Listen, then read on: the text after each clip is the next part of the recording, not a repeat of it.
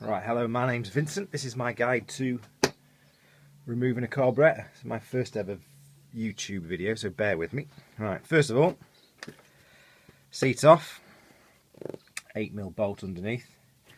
Very simple. Place it somewhere nicely safe. Second is your fuel tank. Now, pull it back slightly, so you release the clip at the front. Mine is dubly clipped on a T at the front here, so I'll just undo that. Or make sure your tank is off when you do this, or you will have fuel everywhere. Right, that's done. So that's, there you go. Sometimes you can take them off at the fuel tap, but I take mine off at the T. It's a lot easier. Now put that somewhere safe.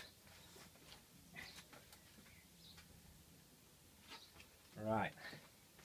Now we can see the business end. One air filter housing. Right. 2 mounting screws at the side. M8s. M8s. Let's put these somewhere safer. I start to lose stuff. Alright. Get my tool station right. Remove. In theory, the box can come out together as one without the need to take the filter out, but that might not be the case. Right, 2 mounting screws are gone. The next is a flat blade. Now down the side you won't be able to see, but where the carburetor meets the box there should be a Jubilee clip. It's just a matter of slacking them off like so. One there, one here. It might not be apparent the first time, but you'll see them. There's one here. I'll slip around. Okay. They're loose. Right, one air filter box. Now this should, in theory, just pull out with a bit of waggling. Now there'll be a pipe underneath, which I won't worry about too much. There you go, that's simple enough. Yes, there's a pipe underneath. This is the, on that one there's a bleeder valve. If you can see that, remember that's here, which is a very good idea to take a video so you remember. Right, it's easier to get off than it is to put on. Remember that. Out of that safe. Right, 2 carburettors. The right one has slightly more to it than the left one, because it has your idle mixture here. So we'll take this one off because it is harder, and the left one obviously it hasn't got this mechanism, so it's a lot easier. But if we start with the hard one, it will make much better. Right, remove the fuel pipes like so.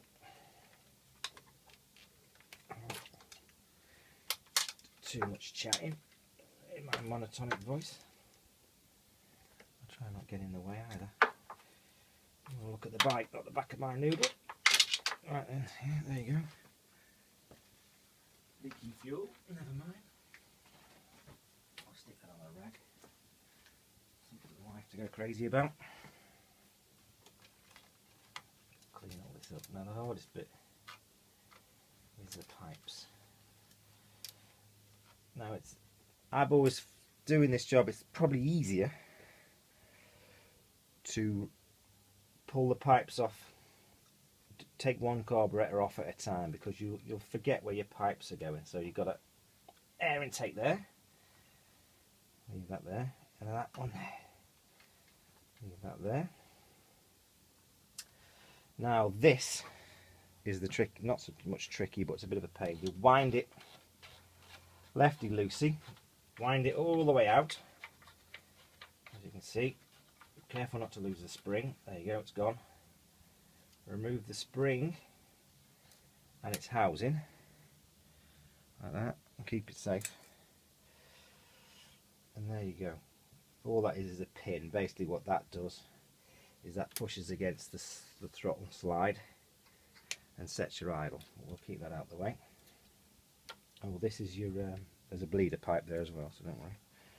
Right, we're pretty much where we want to be with this. There is, at the bottom there is an overflow. Remove that one and just leave it there.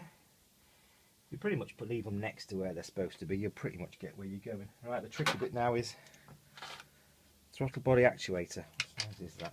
It's the 7. That's where it gets a bit tricky. Remove this plate. I'll try not to get, that's it, 2 screws. Whenever I'm doing stuff, I tend to put them together. It's not so bad. Alright, just pull that out of the way. Now under here, you find a small screwdriver. And try not and butcher it. You just flick the side up. It should. So there's 2 tab marks at the bottom there. There you go. Just press your screwdriver in there and in there. This will fling out the way, which will show us the cams. Right. So we want to take this one out, so it's easier to take. Is to pull it right. Pull the outer cable nice and gently. And lift it up, a bit like a mountain bike. Right, when it's up, it'll be on a barrel. You push up and to the right. I found just very gently. Give that somewhere to go. There you go, and she's out very gently there. And that basically operates your flat side. Right, next, pretty much left, is another Jubilee clip which holds the carburettor on, which is lovingly tucked around the back. You can get to it. If I can.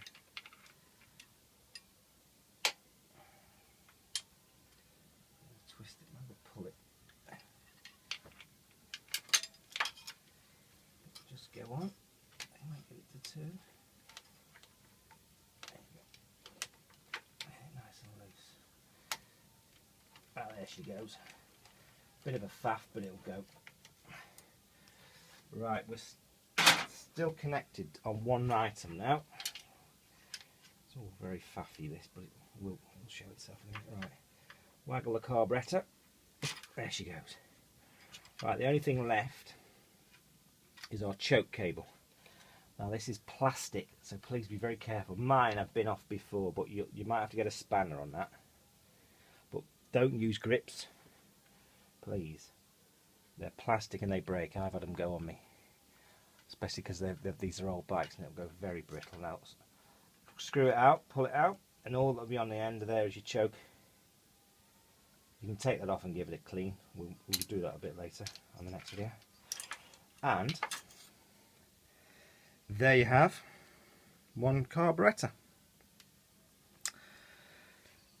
Left hand's the same without the idle mixture. It's a set screw. And there you have it. I'll do part 2. We'll strip it down and see how you get on with that. Thanks very much.